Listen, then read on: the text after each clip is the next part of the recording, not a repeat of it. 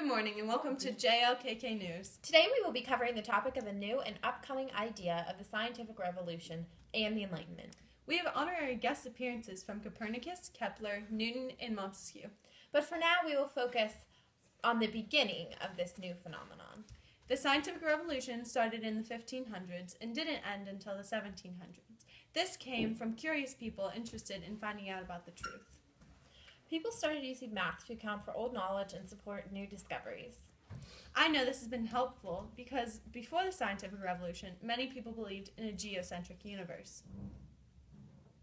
Well, although many people now believe in a heliocentric universe, I still believe in a geocentric universe. There is no way the universe is centered around the sun. Well, Lizzie, you have a good point, but people like Copernicus were able to prove this theory wrong. We will now turn to Alex to inform us about his chat with Copernicus. Alex?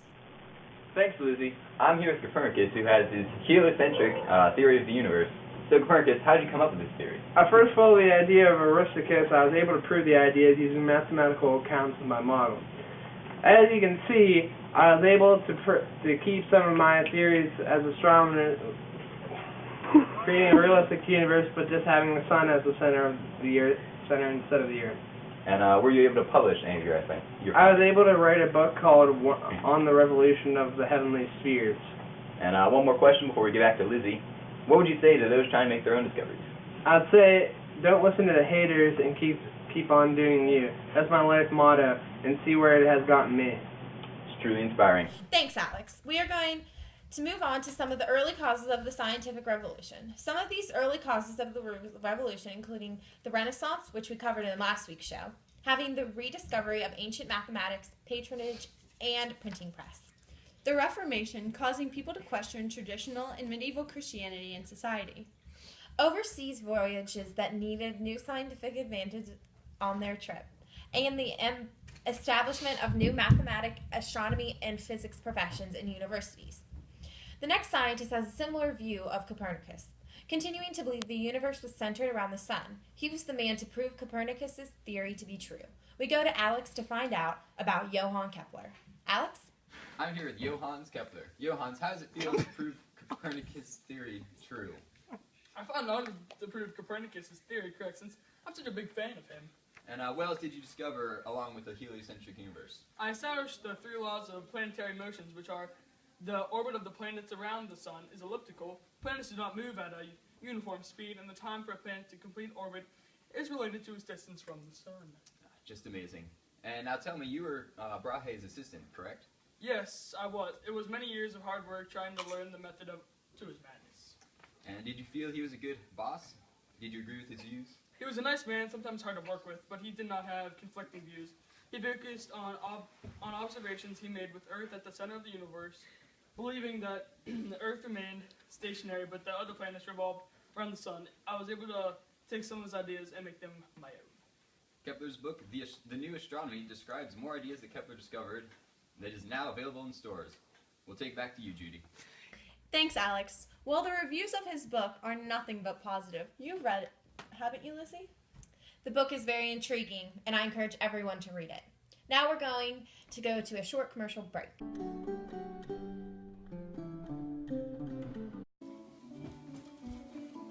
Word of the day is Bindor.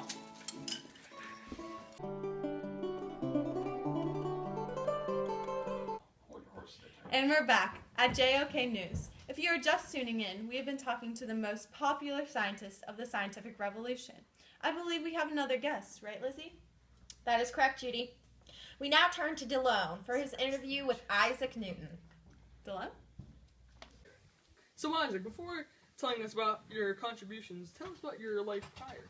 For starters, I was born in 1642 in England, and I grew up going to the King's School, which taught me Latin. I later wanted to finish my education becoming top of my class because of a bully I wanted to seek revenge on.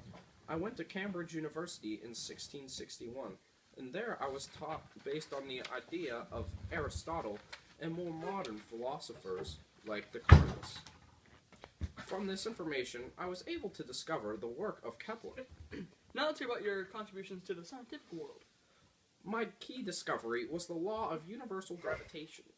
In layman terms, everybody in the universe attracts every other body in the universe in very specific mathematical relationships in which the force... Ah, yes, very fascinating. Thank you, Newton, for your very informative information. Back to you, Judith. Thanks, Stallone. Unfortunately, there are a couple other scientists that can't be here today. Bacon and Descartes are also very notable. Bacon was known for his experimental method and formulated inductive reasoning. Descartes advocated deductive reasoning, and in the end, both of these had their faults with the practicality of their results. But their discoveries and research set the stage for modern scientific world. Well said, Judith. Let's talk about the Enlightenment for a little bit. The Enlightenment was a period of new secular and well-educated thought. Everything had to be recognized by rational thought. This movement went hand in hand with the scientific revolution. The main players in the Enlightenment were the philosophes, which is French for philosopher. Of course, we won't be able to speak with every philosophe, but one major philosophe is here, Montesquieu. So, Montesquieu, please enlighten us with your thoughts. Tell us about some of your biggest accomplishments. I'd say my Spirits of Laws was my biggest accomplishment. Oh, yes, that had a great influence on the government. It was I that established the idea of separation of powers. The legislative, executive, and judicial all stemmed from my ideas. Didn't the church ban that piece of work? Well, yes, but it later influenced England's Declaration of Rights of Men, and as well as the U.S. Constitution. Fascinating. Well, thank you for your time. It's been a pleasure. You're welcome. The new scientific revolution is a great thing that everyone should get involved in. Oh wait, women weren't allowed to participate in the new discoveries. As some of the men would say, women were thought to have an inferior mind to males, not being allowed into universities or science societies. They were completely barred from science and medicine until the later 19th century. But they were still able to make some sort of impact. There were two main types of women who managed to engage in scientific activity. There were the noble women, through their husbands, the nobles, and the artisan women who assisted their husbands, fathers, or sons.